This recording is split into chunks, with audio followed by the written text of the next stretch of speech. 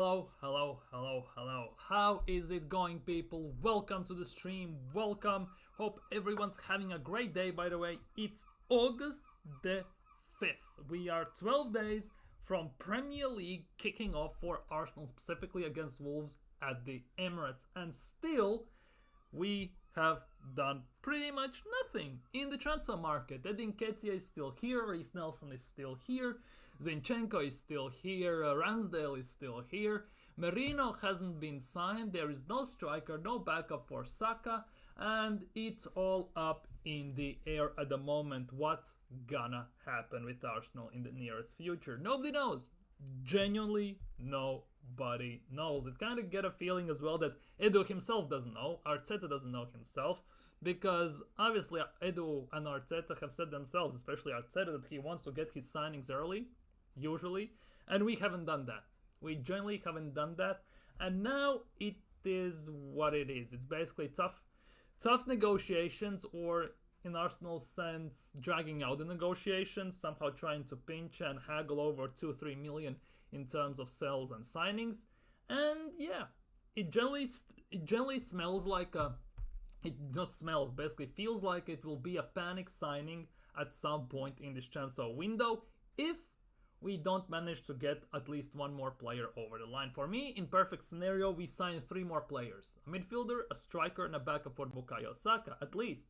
But it doesn't look like it's gonna happen. It looks like we barely will sign one more player, so it is what it is. But overall, yeah, Edu Nketiah, it's all up in the air. No idea what's gonna happen with him now that Arsenal have rejected the third bid from Marseille. Marseille are signing another striker. It's been rumored that Edu Nketiah might stay.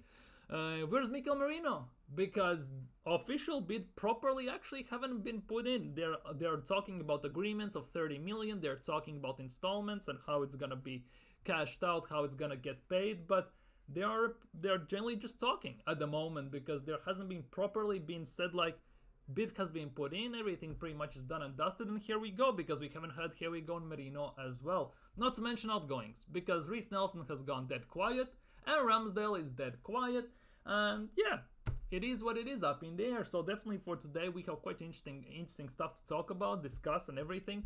Definitely lots of will fall on also on Edu, and not just him, but Mikel Arteta partially as well. So definitely we're gonna get into that. And of course, if you're new around here, don't forget to smash thumbs up. Definitely helps, like that thing. Subscribe if you're new around here. Get active and chat in the chat box. Definitely let's talk about these things. And to be honest, let's not drag this too long. Let's dig straight in, because first things first, what we're gonna kick things off is actually Alexander Isak, ironically enough. And it's been said, big up, Abdi, big up. It's been said that Arsenal dreams of attracting Alexander Isak to the club.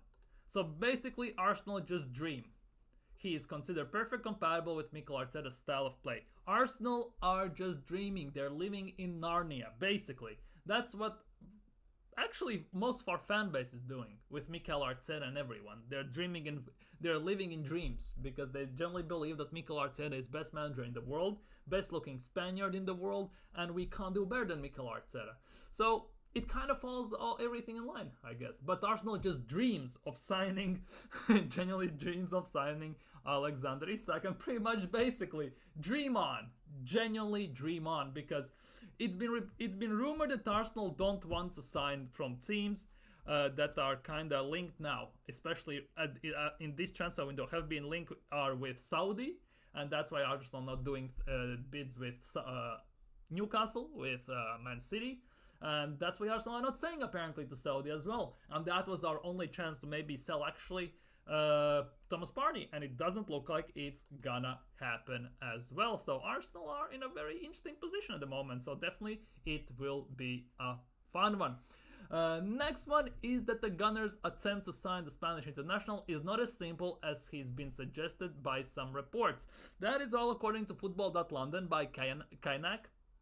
And basically what it says, there are some issues. It's not as easy as everyone said, because basically most of the time when we were linked with Mikel Merino, it was said it's an easy deal to pull off. Arsenal don't see any struggles with this deal. It will be a quick deal basically, and there will be no issues. But now it says it's quite complex. It's quite a complex situation. There's a twist as a major doubt over complex deal is revealed, and now it's all up in the air. Genuinely, you never would have guessed it. With Arsenal, there are issues with signing a player. Who would have known? Who genuinely would have known this? Who? Who? Oh yeah, almost every Arsenal fan that actually is not dreaming but is wide awake. But yeah, it doesn't look like it's very up in the air at the moment, especially now that he has rejoined the Real Sociedad in the training. Obviously, he's training separately from the team because the Sociedad don't want to get him injured in case he gets signed. But overall, yeah, it's not as easy as it seems. And it was said that there is... Oh, here we go. There are lots of people in the hierarchy of Arsenal who have reservations over Merino's age. Mikel Merino is 28 years old. So basically, what this means, he doesn't fit the profile and he doesn't fit the phase Arsenal are in. Basically, it feels like Arsenal are at the moment in phase 5, as they like to portray this, yet they always want to sign phase 1 signings. Basically, players, they are young, they can develop, and it's for the future. But at some point, this young team needs some experience, some cojones, and someone who has won something to give the experience to get it over the line, to pull the team together. And it looks like it is a big issue, apparently. Reservations over his age. He's 28.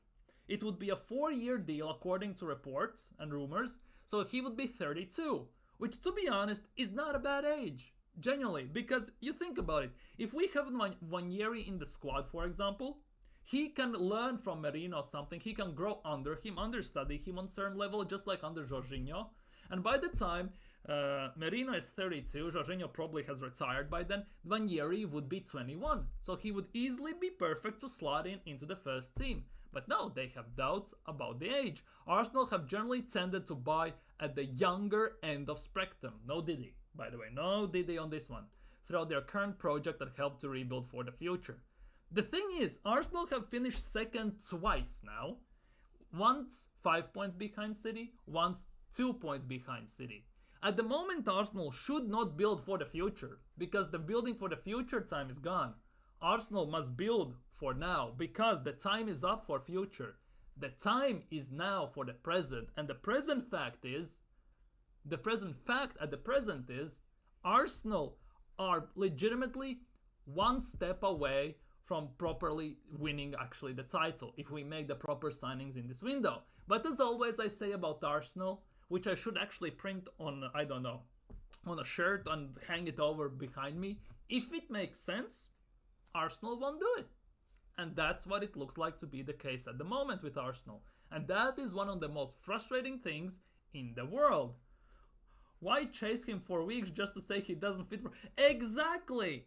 Fit the profile. What does it even mean, fit the profile? Genuinely. Not to mention the fact that we got told throughout the whole window, Edu has 180 pages on scouted players, deep dives and everything. So where are these 180 pages if all of a sudden there are reservations over his age?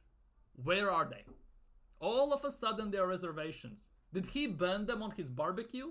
Did he lose them? Or is he a slow reader, or does he need reading glasses which he has lost? Genuinely, where is it then? Where genuinely is it then? It makes no sense whatsoever. Obviously, signing in a way makes a lot of sense. Yeah, it is what it is. But at the end of the day, there are no reservations. So what's gonna happen now with him? What's gonna happen now with Mikel Merino? That is the big question. That is the big question we are asking at the moment. And Edu, where are you? Edu. And there is Arsenal target left out of preseason game again as player seeks exit. And this is where the big things start to come in. Apparently, Napoli, I think it's on Osimhen, yeah, Napoli are playing against Girona in a friendly match. And one of the Arsenal's targets, Victor Osimhen, has been left out of the squad because he's seeking move elsewhere. Obviously, Conte is now the Napoli's manager, and he wants Lukaku, and Lukaku wants Conte. Again, no Didi, and none of that stuff. Basically, pause. But overall, yeah, they want to get rid of Osimhen. Although the price tag is hell hefty for Osimhen, obviously, because they signed him for a very hefty fee of about 60-70 million, if I'm not mistaken. So it's massive amount of money they need to actually accumulate back. So on the striker, he has agreed allegedly personal terms with PSG, who are offering higher salary than Arsenal. Now, if you had a choice to go to PSG or Arsenal, it's all up to you. Either you go for the money or you actually go for a challenge. And if you're a footballer who has some perspective and who has actually some future, who wants to establish him as a proper footballer, you go for the challenge, which is Arsenal, because the challenge is winning the league, winning the Premier League, and winning everything you can, because Arsenal are in this position. PSG they can win Ligue 1, French Cup, but they're gonna get laughed out of Champions League pretty much instantly. It's obviously been said that.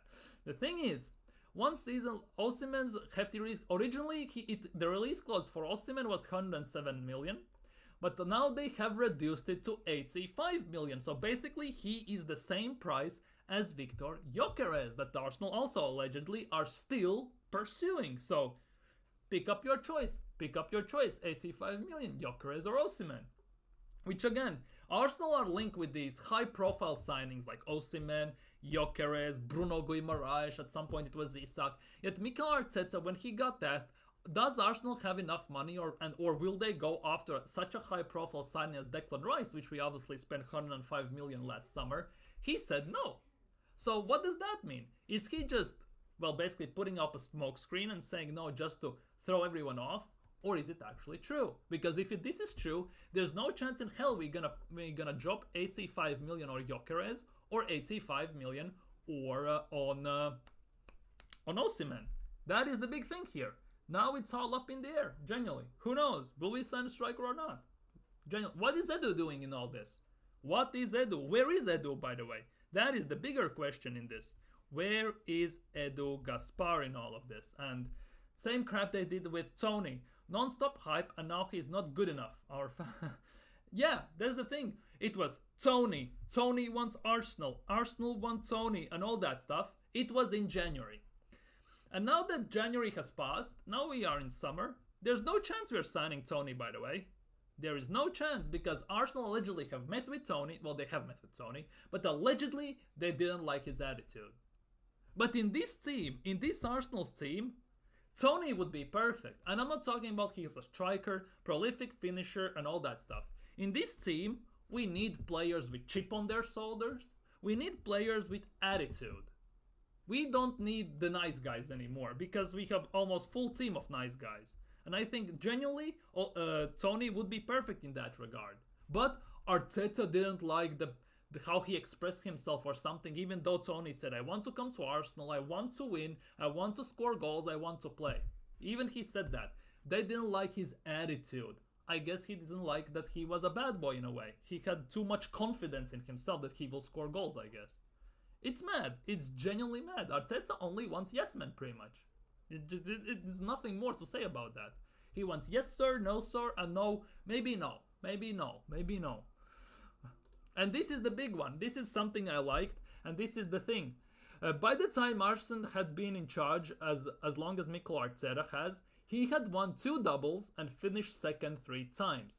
It's fine to rate Arteta highly, obviously, because you cannot discredit for what Arteta has done, obviously. Even though we are back in fighting for top 4, challenging for the league and everything, even though we are arguably back where we are, just a bit better, he has done a good job. Let's be real. Arteta has done a very decent job at Arsenal, changing the team, changing everything, but at the same time it has come at a price, a massive price, with PR and everything. But no more comparisons, because they are none. Wenger was different gravy, and that is the case. Genuinely, that is the case. And obviously some Arsenal fans will say, but Arteta has to go against Pep and everything. So what? Wenger had to go up against Sir Alex Ferguson. He had to go up against, mind you, decide, Abramovich, Mourinho, just pick a manager who was that time at Chelsea. He had to go up against them a lot, and he still managed to win us stuff. Yet Arteta cannot beat one manager. Yes, there's money, City has money. United didn't have money back then. Chelsea didn't have money back then. Arsenal are always in this backup dancer role that has no money. They're always the victim because always allegedly someone is better, basically. But when Arsenal get a chance to act like a big club, to show them that they have the balls to actually do something, they always go and hide. And that cannot run. That genuinely cannot fly. At some point, someone needs to get held accountable for this. At some point. But when? Because it doesn't look like Arteta is gonna get sacked, because Cronkies actually are very pleased with what Arteta is doing, and Arteta is already set up for a new contract apparently for extra 2 years by the looks of things, and apparently that contract could make him one of the highest, if not the highest paid manager in Premier League. So what we're doing here, rewarding failure or what? It makes no sense. 5 years, no trophies, well 4 years, no trophies. Half a year, he's won a trophy with the squad he inherited from Emery and Wenger. He won something. As soon as he got the money, changed the team fully, everything, won nothing. It cannot fly. At some point, someone needs to get held accountable for all of this. Genuinely. Genuinely. And this is the big one. Here we're gonna talk more about Alexander Isak. Arsenal dream to sign. Arsenal are reassessing their forward options in the transfer market after Newcastle made it clear that Alexander Isak would not be sold. They already made that clear in June, by the way. Not June, July. Early July. We are now early August and nothing has changed. Mikel Arteta only wanted high quality players who had specific traits that position which Isak fits exactly. With that type of forward rare on the market, Arteta is instead more looking forward a wide forward who can come inside, rather than an outright number 9. Pedro Neto is highly rated, but there's a natural way up about the price against his injury record, and that's fair. That's genuinely fair.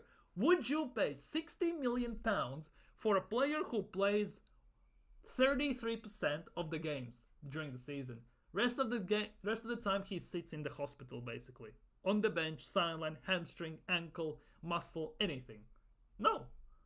Genuinely no. We already had that with Thomas Partey, Kieran Tierney, Alexander Zinchenko. We have already 3 that occupy our injury base quite a bit, medical center. Not to mention we also have Tomiyasu, who is a very frequent guest there. Jesus recently as well. So we don't need these injury-prone players anymore. 60 million for injury-prone player. No thanks. Genuinely, no thanks. I'm sorry, my nose is hell itchy, by the way. Arsenal have shown they're willing to spend big, but only if the player is exactly right. Declan Rice was mold, so Isak, Newcastle. So what is this actually implying? That if Isak would be available, Arsenal actually would have gone for him. Arsenal would actually drop 120 million on Isak. Yet Mikel Arteta is saying that he doesn't have money and he won't buy such high-profile players like Declan Rice. It's very contradicting, isn't it? One report says one thing, other report says another thing, then Mikel Arteta comes out, says one thing, then again reporters says the straight opposite from what Mikel Arteta said. It makes no sense. It genuinely makes no sense. And just as you ask, big up Pepper in the chat. Nketiah is staying. What a farce. Basically, just as you asked. HITC understands that Arsenal are prepared for Edu Nketiah to stay at the club if their valuation is not met by interested parties. With Mikel Arteta more than happy, and I'm gonna read this again, more than happy to keep the player, insisting he was never pushing him out of the club. I need a drink. I genuinely need a drink. Big up coffee, gang. Oh. I'm not sure what to say now. Genuinely no idea. The fact is, Arteta is more than happy to keep Nketiah, and Arsenal are prepared to keep him. Make it make sense. Make it make legit. I'm sitting here stunned in this. Not gonna lie, I'm streaming, I should be able to talk, and I'm somehow lost for words a bit. Even by Arsenal standards, this is wild. Exactly, not to mention the fact that Arsenal turned down 27 million euro, which is 23 million pound bid for Edu Nketiah a few days ago. Not to mention that fact. It is hella wild that all of a sudden everything has changed by 180 degrees and Edu Nketiah is very happy to stay. Well, Arteta is very happy to keep Edu Nketiah. Make it make some sense here, because for me it makes no sense.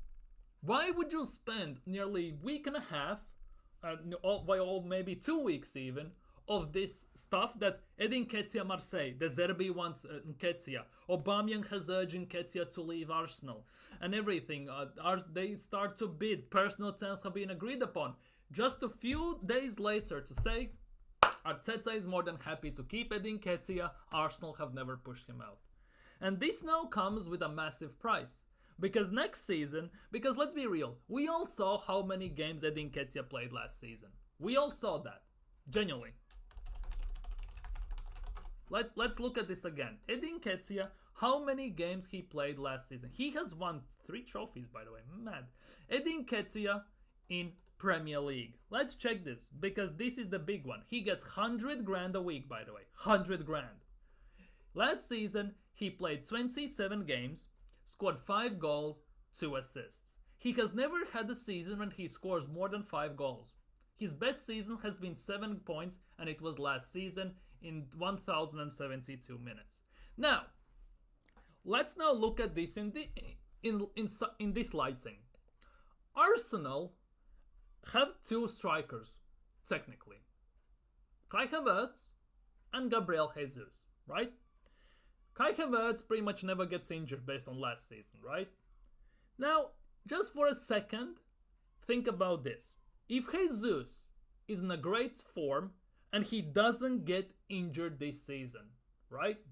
Just hypothetically, okay, he misses 5 games. Just take that into account. Maybe 5-6 games, right? Overall, throughout the whole 60 we are playing throughout every season, right? Do you think Edu Nketiah is getting a kick of the ball during this season? He basically will be doing what Cedric Soares did last season. Sat on the bench, getting paid 70 grand a week to play 300 minutes throughout the whole season. That's what basically it will come down to. Edu Nketiah. This is mad. Arteta is more than happy to keep Edu Nketiah in the club.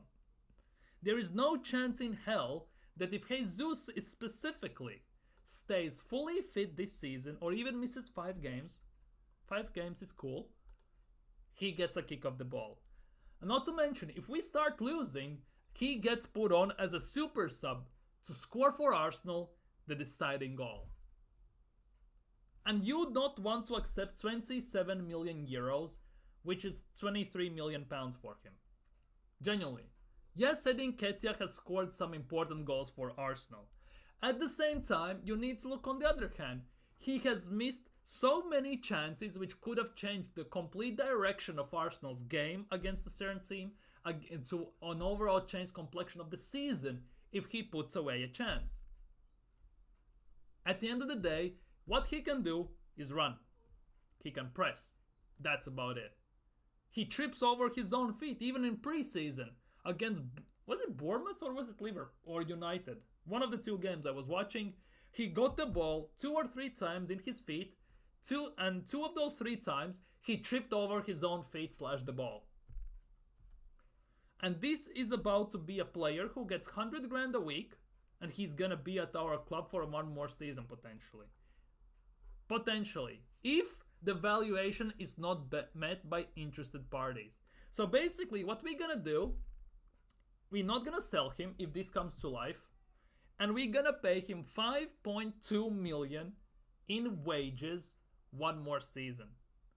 5.2 million. Might as well sell him for 23 million pounds and keep those 5 million, because technically over 3 years you save 15 million, 15.6 million. So that's technically on Edu Nketiah, you get 23 million and you save 15.6 million. So that's 38.6 million, which pretty much buys you Ivan Toney, for example. Plus, Ivan Toney would be happy with 100 grand a week, by the way. 100%. But apparently, Arsenal are willing to keep Edu Nketiah if the valuation is not met, with Mikel Arteta more than happy to keep the player at the club. Make it make sense. You had offer on your table. 3 offers. And one was very good. 27 million euros. 23 million pounds. Might as well slap on sell-on clause, because we all know he's not gonna go for big money when he gets sold. You wanted 30 million pounds for him. Put on the sell-on clause 100%. If he gets sold even for 15 million, right? You get 10%, 1.5 million. You get back, you basically have 25 million pounds back overall. Decent. Genuinely decent. Why are Arsenal such crap babies when they need to do business? And this all falls on Edu Gaspar and Garlic and Lewis and everyone. Because there was a point in transfer window when Arsenal wanted 50 million. Then it dropped to 40 million, 42, and now they want 35 million euros, if I'm not mistaken. 35 million for this guy. Who is gonna pay that? Even Saudi is not gonna pay that. Hello? Earth to Arsenal. Earth to Edu. What is this? What is this? What is this? This for Arsenal is a massive, massive yikes. We cannot sell players to save our lives, genuinely. It's insane. This we talked about already, but it's we can talk about it once again. Fabrizio Romano has confirmed that Arsenal target and Napoli striker Osimhen will not feature in the friendlies against Girona. Reports out of Italy have claimed that the Gunners are close to securing his signature and are willing to offer Napoli a big enough fee. This came out yesterday evening, and this was by whoever that is, Punch Drunk Arsenal, but this is according to Fabrizio Romano. So Arsenal are actually going for Osimhen or what? Because this is arguably the only report I have seen that Arsenal are ready to submit big enough bid, and they're close to securing his signature. Because the report we talked about 10 minutes ago was suggesting that Osimhen would prefer to go to PSG because PSG are offering him more money. So again, it's contradicting each other all over the place. It's wild. It's genuinely wild. Arsenal have not given up on signing Bruno Guimaraes this summer and could include Aaron Ramsdale in the deal, according to Caught Offside. Now, this is something more interesting, personally for me. It all depends how much they want for Bruno Guimaraes, first part. And second part is, does he want to come? Because Newcastle would do great with Ramsdale. They would love to have a Ramsdale, let's be real. Arsenal having Bruno Guimaraes actually also would be kind of nice. The thing is, one of the biggest reasons I don't believe this report, and it's not about PSR, FFP, the price tag or anything. If anything that we have learned about Mikel Arteta over the years, he's a man of his principles and no bullshit. Excuse my French. Mostly because the way Bruno Guimaraes mocked Arsenal when he signed for Newcastle. So that is the biggest reason I don't believe Arsenal will go for Bruno Guimaraes despite the links. Because it was the same with Vlahovic, it has happened before. And when Arteta gets pissed off at certain player, he pretty much is done. Whether he's in Arsenal or he's one of Arsenal's targets, he's never going back for him again. Although Bruno Guimaraes at Arsenal would make quite a bit of sense, I'm not gonna lie. But at the same time, Mikel Arteta is man of his principles, and that's the biggest reason I actually can see this deal not materializing whatsoever. Because Bruno Guimaraes mocked Arsenal and Arteta doesn't like this nonsense. We saw that with Lacazette, Guendouzi, Aubameyang, Vlahovic. There are multiple instances where we've seen this, and I don't see it happening. That is the biggest reason. Here we go. This came out today from Turkey. So take that with some grain of salt, because Turkish reports are very unreliable in a way. Because I talked to some people who watch Turkish League and are more familiar with the with the Turkish footballing industry and the market, and they said that this is complete fake news. Also because we had this thing also with Kadioglu. Because before Euros, it was reported that Arsenal had 22 million bid rejected for Kadioglu, right? And then about a week later, it came out from multiple sources, trustworthy sources, mind you, the fact that this deal never was the bid was never put in. This was just a rumor put out in Turkish reports, which again means you cannot take this very seriously. At the same time, Arsenal allegedly have accelerated the negotiations to sign Galatasaray winger Barış Alper Yilmaz, who is 24 years old, with details and a potential agreement being discussed. Arsenal allegedly will pay 20 million for the player. So, let's look at this guy. Burak Yilmaz, the days when he was amazing. Oh my goodness. Barış Alper Yilmaz. Here it is. 6'1", which is not bad, 6'2". 20 million worth. Okay, cool. Let's see what he has done in Turkey. Let's see what this Yilmaz guy has done in Turkey. 23-24 season. He has played one game in Super Cup and lost 5-0 to Beşiktaş with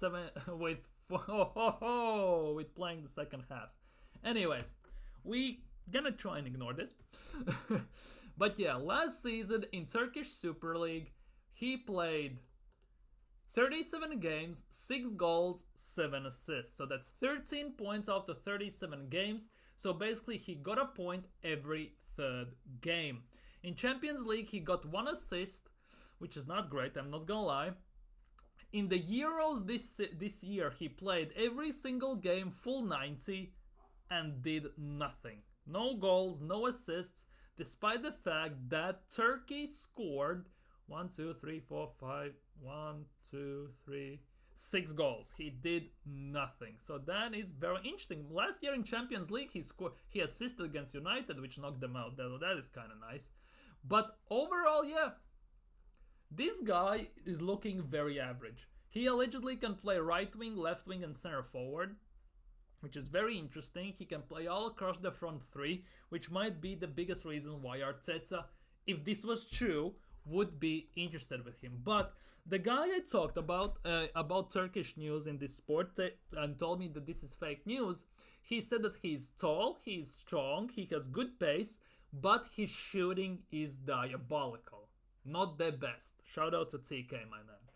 So this is the big thing. Arsenal need goal scorers in their team. Maybe not as much, maybe more number 9, but we need some winger backup who can score. If he scores, I'm all cool with that. But if he's like another Nketiah, only at the wing, then I'm not too excited about that. But he's 24, which meets the age profile that Arteta loves and enjoys. No diddy.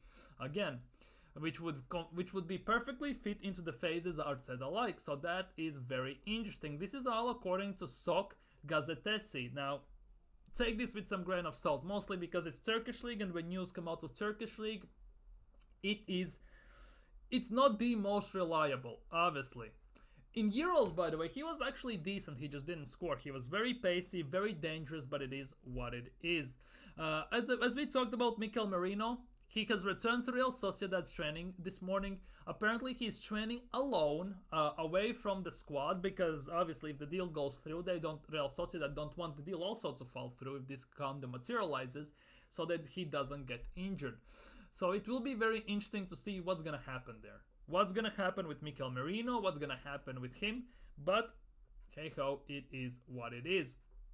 According to Tiki Taka Kono, for the next season, Ethan Nwaneri and Skelly are the only under-21s outfield players who have continued to train with the first team after returning from the preseason tour in USA. Which is a big thing, to be honest, because Mikel Arteta himself has promised Ethan Nwaneri some serious minutes this season, which will be very interesting to see how he fits in when he plays and when he actually gets some game time. This is the big one. When will he get the games? That is the big question for me. When will Nwaneri get the games? Skelly will be very interesting because in preseason it was talked about that Arteta kind of envisions him as a left back who inverts. And this is a big issue because on that left side, we have Calafiori, we have Timba, we have some other players, so it kind of doesn't go in hand with that. He definitely doesn't look like he would be picked as number 1. Unless he gets subbed in as a number 8. Then that would be a different thing. But would he be ready to kind of carry the midfield together with Rice or whoever is in the midfield? That is the big question. Also with the youngsters, there's also Aiden Heaven and Josh Nichols training, but I don't see them playing the first 3 minutes. Heaven kind of got done over by Højlund against United, so I don't see him playing. Nichols, however, he actually had a very good USA preseason. I'm not gonna lie. He shut down Sancho, he made some great tackles, he actually played some decent defensive plays. So that definitely remains to be seen what's going to happen with that. Because I genuinely believe there is future for Nichols in Arsenal's first team. Maybe not this season, maybe not next season, but maybe in 2-3 seasons for sure. But the biggest thing about all of these talks is still the fact that Arteta would be more than happy to keep Edu Nketiah at the club, insisting he never was pushing him out of the club. This is still the biggest story we can talk about today. Because it looks like the talks about Nketiah to Marseille have went a bit more quiet in last 2 days, especially with Marseille kind of striking a deal with Borussia Dortmund to sign Moukoko on loan with option or obligation to buy. Which at the end of the day, again, means the fact that there might not be a place for another striker in that Marseille team. Because they have now Greenwood, they had that other one guy they signed.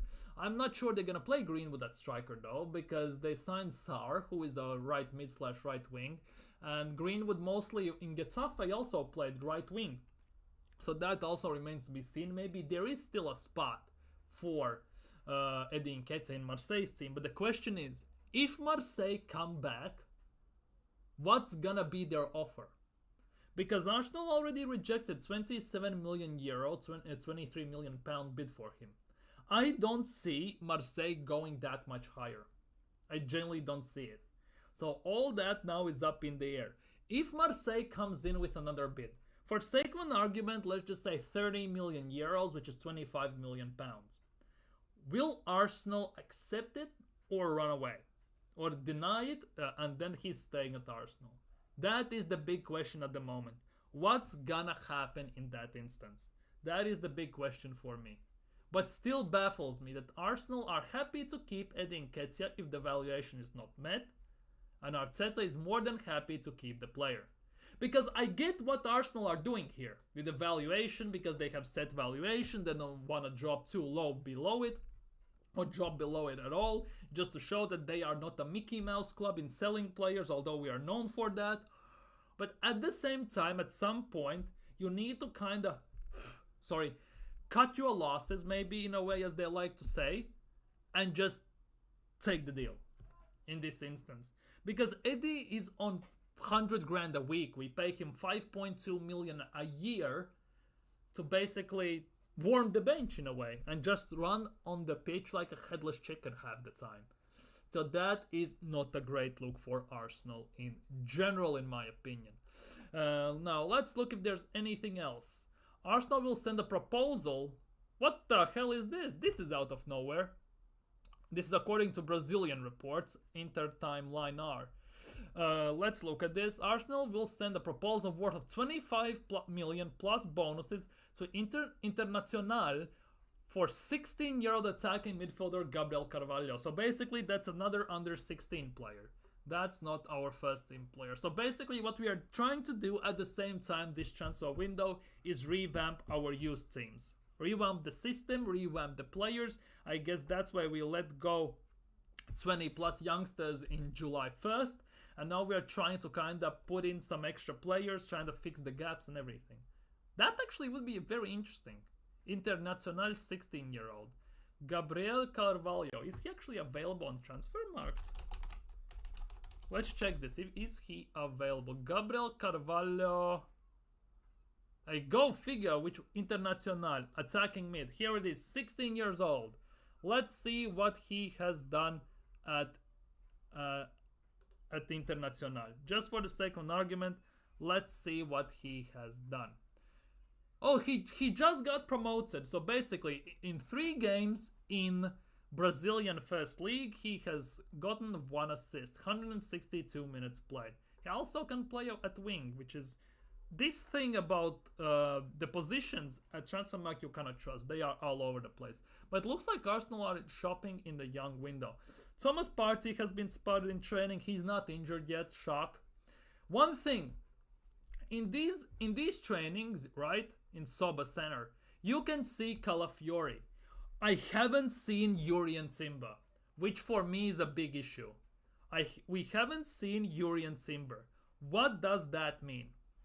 Because there is lots of pictures, as you can see, with players and everything, Calafiori and everyone. Quite a bit of PR for Calafiori, by the way, here. But overall, there are no pictures of Yuri and Timber in the squad. This is the big thing. What does that mean? Is Timber injured? Has something happened? Or something we don't know about? Because there were no indications that Timber actually would be injured. There were no indications whatsoever. So all that remains to be seen. Now, let's see what Fabrizio Romano. Anything about Arsenal? Anything about Arsenal? Mittelstadt, PSG, Guido Rodriguez. West Ham are doing madness in the window, by the way. Adeyemi. I'm just looking at Moukoko. Julian Alvarez to Atletico Madrid, most likely. I'm just looking at Moukoko deal. Is that happening or not? Wait.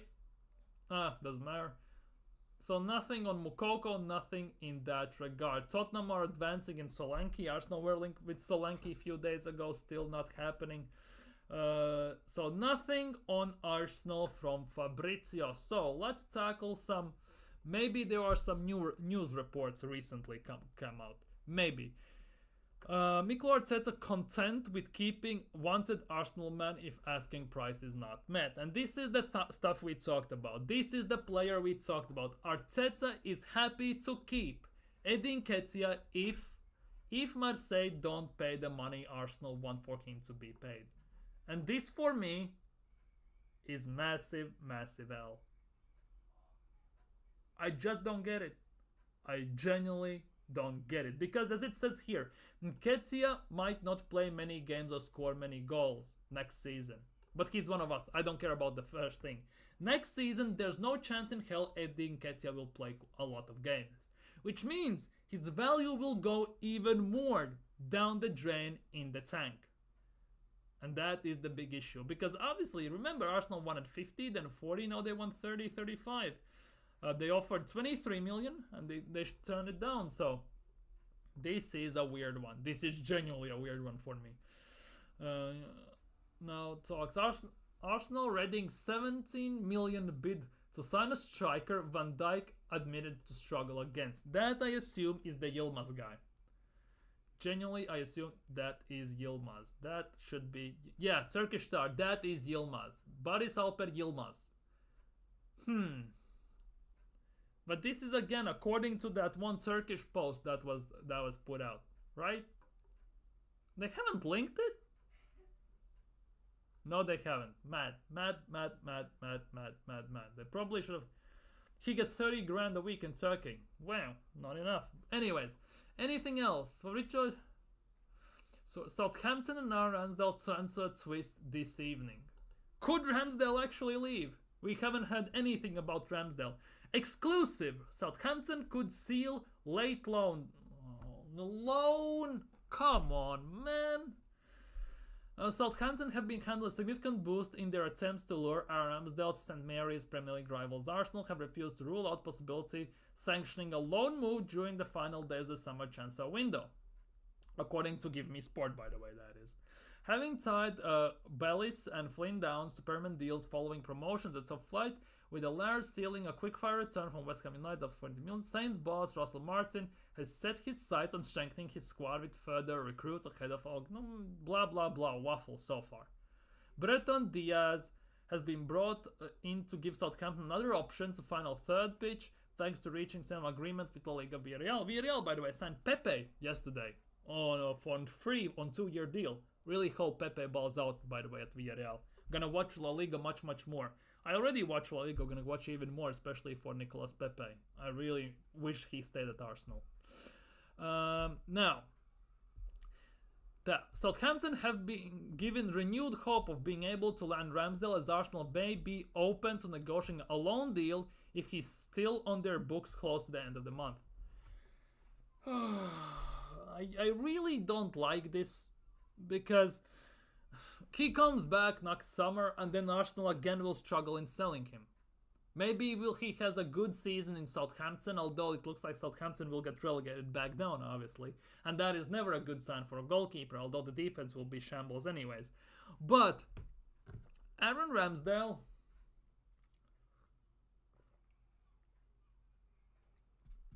has been massively mistreated by Arsenal, in my opinion, on a very high level, especially by Mikel Arteta. So it all remains to see what's gonna happen with him. I wouldn't mind them signing him though. While Wolverhampton are not in the line to pounce due to deciding they will stick with Jose Sa. So Ramsdale going to Wolves is off. That is the first thing. It looks like Southampton is the only option, which is not great. We have legitimately have heard nothing about Aaron Ramsdale throughout whole window. There was some interest by Newcastle. They offered 15 million. Arsenal just laughed it off. And since then, it's been dead quiet. Now the transfer window is closing to an end. He's starting to resurface, but only as a loan, which is a very not a great thing. In perfect scenario, we actually could sign him and make some money on him, genuinely.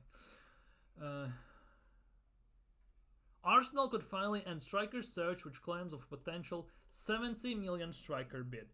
Is that Osimhen? Or is it Alvarez? It's Alvarez. Nobody cares. Nobody cares. I don't want any City players at Arsenal anymore. Genuinely. Don't even at me. Arsenal willing to pay 70 million to sign Manchester City star? No chance.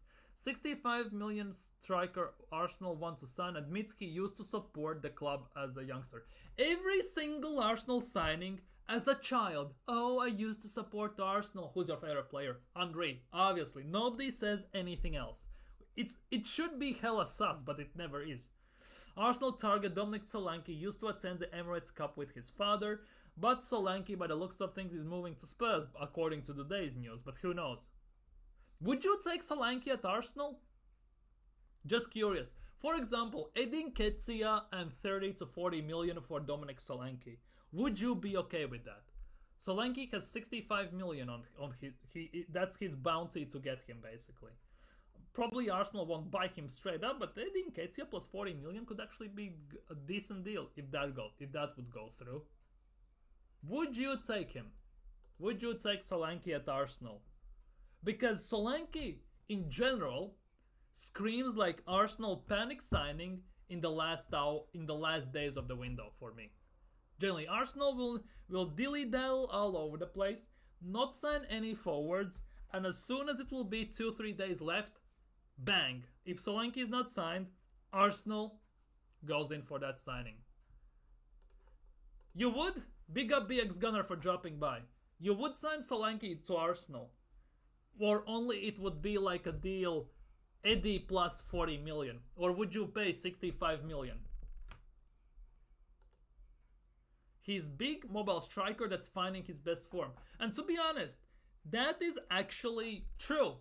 Because in Premier League and in general, strikers have different development periods. There are strikers who bang in early in the first 5 years of the career and then go missing.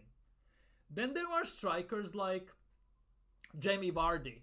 Towards the end part of their career, they legitimately become one of the best strikers you have ever seen. Like, top scorer, wins the title and everything. And that is the big case. That is the big case. So, let's see. Solanke. Let's see how he has done overall. It would be nice if it loaded. So, Eddie plus money, 100%. Yeah, for me, if we cannot sell Eddie, because Arteta allegedly is willing to keep him for some reason, That's according to rumors. Arteta is very happy to keep him. Now let's see. Obviously, we did not count Liverpool, but in Premier League he had 3 goals, 1, 6 goals, 7, and now he scored 19 goals, 3 assists. The good part in this is every single year he's growing. One point in 10 games, then he has 4 points, then he has 13, and now he has 22. In Arsenal's team, with the way we create chances and the amount of chances we create, he should be easily being able to replicate 19 goals, in my opinion. Now, he takes also penalties for Bournemouth. You need to keep that in mind. Arsenal have Saka as their main penalty taker. I genuinely can see this argument that he's a late bloomer like Jamie Vardy, for sure. Genuinely can see this argument. The thing is, I'm sounding at the moment like a massive super fan of Arsenal who is trying to justify signing Solanke. But I'm not. I'm just looking at striker options and the way Arsenal are acting in the market. And for me, the fact is, in my opinion, to win the league, Arsenal need to sign a number 9. Because we need someone clinical who can finish in front of net. The thing about Solanke is, would he be good?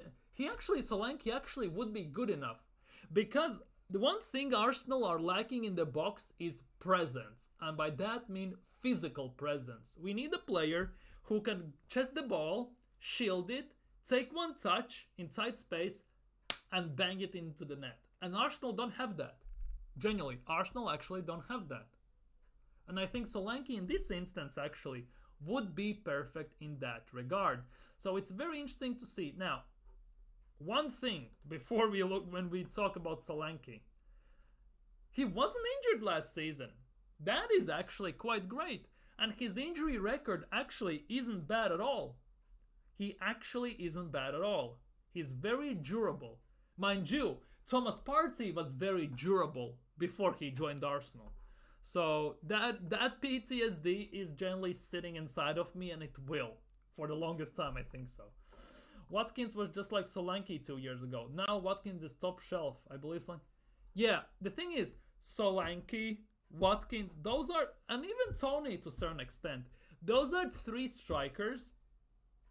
Maybe not at this stage, maybe not Watkins as much, but definitely Tony and Solanke are 2 strikers who should be looking for a new challenge to a bigger team. I think they have grown, they have matured, and they have proven themselves that they can score goals and carry the goal scoring load. So at the end of the day, signing for teams like, as much as I hate to say this, but Spurs would be actually decent for United, and in this instance Arsenal as well. But for me, Solanke, in a way, screams like a last week signing in transfer window. That's just my personal view on it. If Arsenal go till the last week of the transfer window, we haven't signed a forward/winger or a number 9. I can see Arsenal trying last-ditch attempt to sign Solanke if he hasn't moved yet. I can see it happening. But that's just my, in a way, biased view on this deal, if that would kind of resonate into life at some point, into light in general. That's just my view on it. I don't think Arsenal will go him now, but if everything push comes to shove in the last week, we haven't signed any forwards, I can see that being the case. But that's just me. Anything else? La Liga celebrates signing spectacular player less than a year since Arsenal terminated his contract. That is Pepe joined yesterday via Real, wishing him best of luck for free as well. 2 years, they signed Brereton Diaz and instantly replaced him with Pepe. And I think Pepe will ball out in La Liga. I think La Liga in general is very suited for Pepe's playstyle. Genuinely very, very suited. I like Haji Wright at commentary. He's decent, but it's too early. For him, it's too early. Just like with Gyökeres. Yes, he is scoring goals. He did good at commentary. But again, I think he needs one more big season. Even though if Arsenal signed him now, I would be happy. Because he would grow and he 100% would score goals at Arsenal. But I think he needs one more season in the big leagues before he can join a team like Arsenal. That's just my view. But at the same time, Arsenal are in a place where they cannot afford to sign young players to try and integrate into the team. They need to sign experienced, established players who elevate the team. Because all of these phases need to stop at the moment. Because Arsenal are at the moment not building only for the future. They need to build for right now. Because right now is the time to win it. This is the time. Because we are there pretty much. We just need one or two small signings, not small, but proper signings to elevate the team, take it to the next level, and get the job done. Genuinely. That's me. That's how I look at it. Arsenal need, I genuinely, two or three, push comes to shove, decent, experienced, big signings, and Arsenal are there. Genuinely to properly challenge. Former Arsenal club record signing completes free transfer. Arsenal to face Chelsea transfer battle as 21 million bargain target banished from Serie A. That is Chiesa, I think. That is Chiesa. He has been exiled by Thiago Motta from Juventus. Juventus are doing preseason games, and the players that are not included in the team are Thiago Motta is not counting on. There's Chiesa, there's Szczesny, and there are like 5-6 other players. There were reports, I already read that. We talked about it yesterday. Chiesa would be available for about 15 million pounds, something like that. PSG announced they have just signed an Arsenal target. That's João Neves. Arsenal refused to give up on adding Spaniard to their squad. That's Merino. Where is Merino? When he's gonna sign? When the proper bid is going in? Because we all hear that they're talking and they're doing things, but nothing is happening, which is the weird one. But anyways, I think that will be, slowly gonna shift towards end. And I'm still putting this on the. I know you hate to see this. I'm very sorry, but this is the highlight of the day for Arsenal, and arguably not in the brightest light, in my opinion. At the club, Arsenal are prepared for Edu Nketiah to stay at the club if their valuation is not bet by interested parties. With Mikel Arteta more than happy to keep the player, insisting he was never pushing him out of the club. And that is the big story of the day, arguably. The biggest for today for Arsenal. By the way, while we are here, let's go and check the wages Solanke is on. Since we talked about it, since we talked about Solanke quite a bit, let's check the wages Solanke is on, because he's scoring quite a bit of goals. He's doing his thing.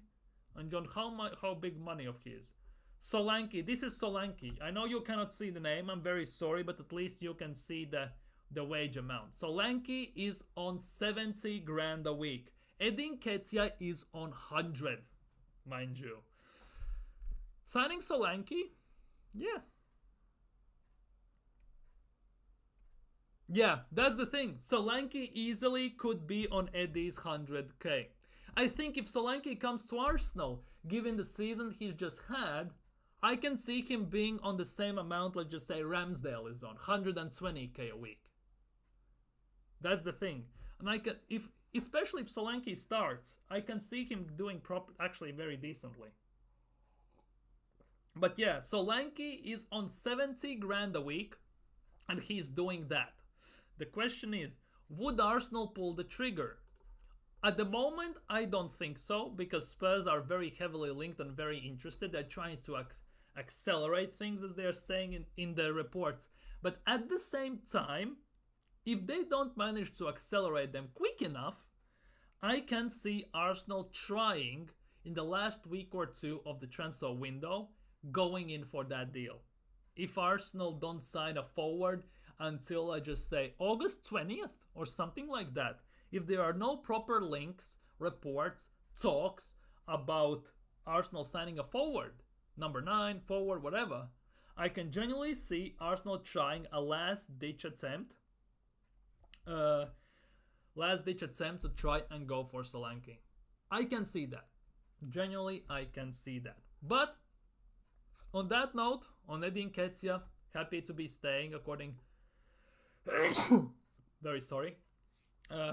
Happy Arteta being happy with Eddie to stay, rejecting £23 million bid and everything. I'm gonna end it here. So thank you guys so much for chilling here. Thank you so much for chatting with me, interacting in the chat. If you're new around here, don't forget to subscribe, like it, share it. If you're watching on repeat or as a podcast or playback, just comment what you think about the Nketiah situation, Merino situation. Would you take Solanke at the club?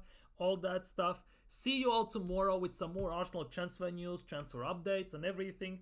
Gonna talk tomorrow. Take care, stay safe. Big up BX Gunner for dropping by and having a discussions. Big up. Take care, have a great evening, have a great Tuesday, stay safe, and see you soon.